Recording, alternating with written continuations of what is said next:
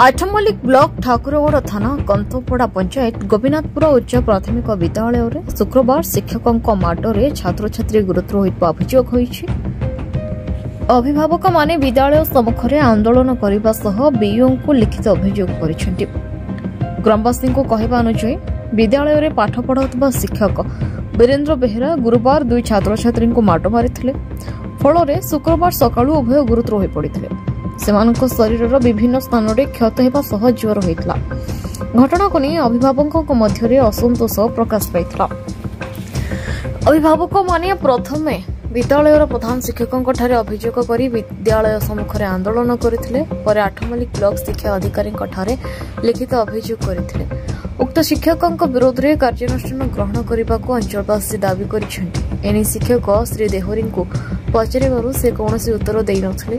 शिक्षा विभाग पक्षर तदंत कराई पदक्षेप नियाजिबो बोली आठमल्लिक ब्लॉक शिक्षा अधिकारी शिवानंद धाड़ा मत प्रकाश करिसेंति।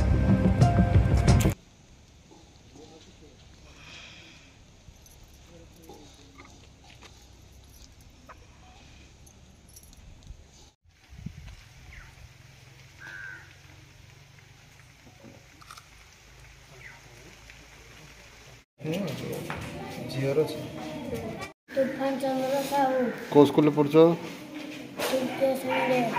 को गाँ कौन होता कि पुओ को किए बाड़े थे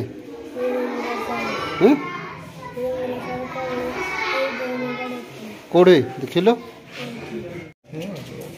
झीर मोर जालिम साहू गोपीनाथपुर मो पिला शिवम साहू शीतम साहू सब रेगुलर पाठ पढ़ी आसुंदी। सारे छुए मान जदि पाठ विषय किसी पचारती सार भी तागिद करुँच आउ मु पाठ पढ़ेबिनी भी या कहते आउ बाड़ौंट सबुदिन रेगुलर छुआ मैंने कहते जे आम सारे पिटुंट।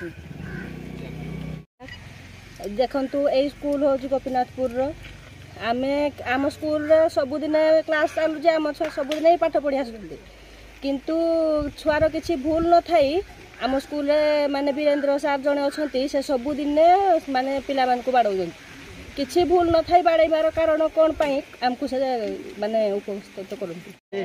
मो ना प्रभास बारिक गोपीनाथपुर वार्ड मेंबर। आज आम शुणा पाइलु जे आम स्कूल सार जड़े जाकि वीरेन्द्र बेहरा बोली तो जानी नु लेकिन लोक शुणा पाइलु पिला को भी देखलु जे से कौन बाड़ा बाड़ी कौन सारे कर सी आज गाड़ी ने आसी अभियोग कर जो सारे पिला को आ भूल खाई पिला कौन पड़ी बोले से आसी मत कहले से कौन करें तुम चाहूँगी ना आम सांगे पचार चाहूँ जे आम कहीं एमती यार बार बार एमती हो पदक्षेप ना आप परिचयटा गोपीनाथपुर सरकारी उपरा विद्यालय प्रधान शिक्षक।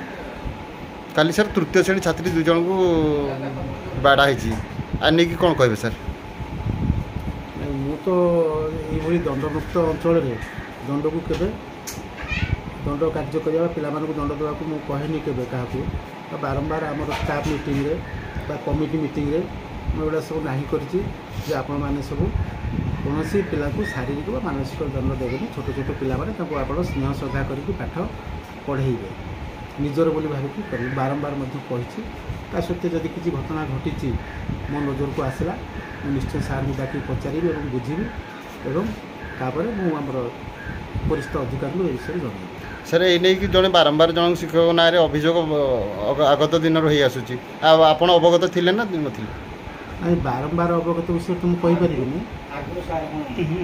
मुझे तो से विषय कहीपरि मुझे आज जानी एमती कर गार्डियन मैंने आपणार अभियोग कर छात्री को बाड़ी एने आप कौन कहले मैंने ग्राम कमिटी किसी ना किसी लोक ग्राम कमिटी तो टोटाल ना आप कमिटी एसएमसी कमिटी अच्छी भर ग्राम सभापति सेक्रेटरी अच्छे चेयरमैन चेयरमैन एचएम भी मतामत देले हाँ एचएम भी मतामत देले हाँ एचएम मतामत देइछन्ती बेले कौन है गोटे आक्चुअल कथा जो हैंड रईटिंग खाता इंग्लीश हैंड रईटिंग से तृतीय श्रेणी पढ़ुची अक्षर तो शिखब दिन ना ମୁଁ ତାକୁ କ'ଣ କଲି ଖାତାରେ ଲେଖିଦେଲି ନାଲି ଅକ୍ଷରରେ ଲେଖିଦେଲି। ମୁଁ କହିଲି ଝିଅ ଦେଖେ ଏଇଟା ଯେଉଁ ଗାର ଯାଇଛି କେଉଁଟା କେଉଁ ଅକ୍ଷରଟା 3 ଗାରରେ ଯାଉଛି କେଉଁ ଅକ୍ଷରଟା 2 ଗାରରେ ଯାଉଛି ତାକୁ ତୁ ଲେଖିକିରି ଆଣିବୁ। ତାକୁ 4 ଦିନ ଯାକେ ବତେଇଲି ସେଦିନ ଦେଖିଲି ସବୁ ଜାଗା ଏକାଥରେ 4ଟା ଜାଗାରେ ଲେଖିକି ଆଣିଲି। ଛୋଟ ଅକ୍ଷର ବଡ଼ ଅକ୍ଷର ସବୁ ଜାଗା ଲେଖିକି ଆଣିଲି। ତେଣୁ ମୁଁ କହିଲି ତୁ କିନ୍ତୁ ବୁଝିପାରୁନୁ ଗୋଟେ ଏଇ ଅକ୍ଷରଟାକୁ ଏମିତି ଲେଖା ହେବ କହିକିରି ଦେଇଛି 2 ଥାପଡ଼ା ଦେଇଛି।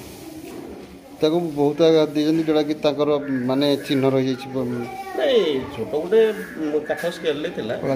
ହଁ ଏଇ ସ୍କେଲରେ ଦେଇପାରେ ଆଉ। ଆପଣ ପରିଚୟ? ନମସ୍କାର, ମୁଁ ଗୋପୀନାଥପୁର ଉଚ୍ଚ ପ୍ରାଥମିକ ବିଦ୍ୟାଳୟର ସଭାପତି କମିଟି ସଭାପତି। ଗତକାଲି ମୋ ବିଦ୍ୟାଳୟରେ ତୃତୀୟ ଶ୍ରେଣୀ ଛାତ୍ରୀ ସ୍ୱାଗତିକା ପ୍ରଧାନଙ୍କୁ ବହୁତ ମାରାତ୍ମକ ଭାବରେ ମାଡ଼ ମରା ହୋଇଥିଲା। ତାଙ୍କର ବାପାଙ୍କ ନାମ ବିଶ୍ୱଜିତ ପ୍ରଧାନ, ମାଆଙ୍କ ନାମ ଆରତୀ ପ୍ରଧାନ। ପ୍ରାୟ ମୋତେ 4:15ରୁ 20 ମିନିଟ୍ ଭିତରେ ମୋତେ ସାକ୍ଷାତ କରିଥିଲେ। ସେ ସ୍ପଷ୍ଟ ଭାବରେ ମୁଁ ସେଇ ଘଟଣାକୁ ଦୃଶ୍ୟକୁ ଦେଖିଛି, ଏ ଜଘନ୍ୟ ଦୃଶ୍ୟ। ଏହା ପୂର୍ବରୁ ମୋତେ ଆମର ତୋଫାନ ପ୍ରଧାନ ବୋଲି ଜଣେ ତାଙ୍କ ବିଷୟରେ ତାଙ୍କୁ ମଧ୍ୟ ମାରାତ୍ମକ ମରା ହୋଇଥିଲା। ସେ ବିଷୟରେ ମୁଁ ଆଲୋଚନା କରି ସ୍କୁଲରେ ମିଟିଂ କରିଥିଲି। ଯେହେତୁ ବର୍ତ୍ତମାନ ହେଉଛି ଦଣ୍ଡମୁକ୍ତ ବିଦ୍ୟାଳୟ, ଆପଣମାନେ କେହି ପିଲାମାନଙ୍କୁ ମାରାତ୍ମକ ମାଡ଼ ଦେଇପାରିବେନି, ବୁଝାଇ ସୁଝାଇ ପଢ଼ିବେ, ଏହା କହିଲେ ମଧ୍ୟ ସେ ଏହାକୁ ପଦାଘାତ କରିଛନ୍ତି, ଯାହାକି ମୋର ସଭାପତିର ମର୍ଯ୍ୟାଦା ମଧ୍ୟ କାଟିଛନ୍ତି।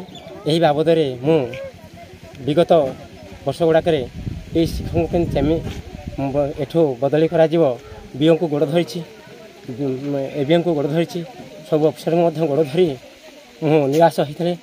ବର୍ତ୍ତମାନ ମୁଁ ଚାହୁଁଛି ଯେ ଏହି ଘଟଣାରେ ତାଙ୍କୁ ତୁରନ୍ତ ଏଠୁ ବଦଳି କରିବା ସହିତ ଉଚିତ ଦଣ୍ଡବାଦ ନିହାତି ଦରକାର।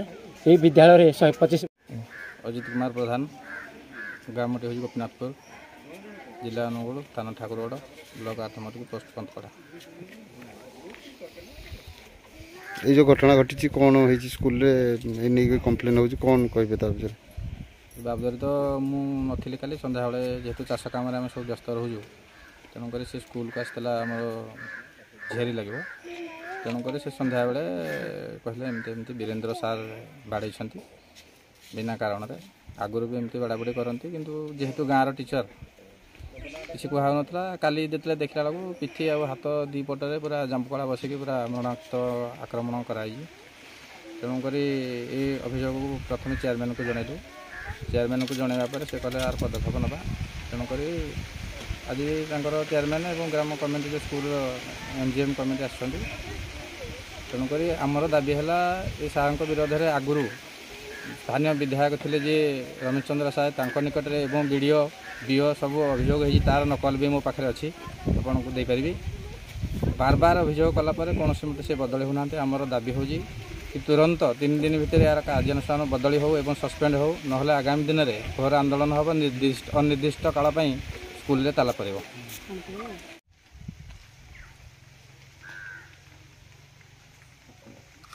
ब्यूरो रिपोर्ट, न्यूज 1 खबर।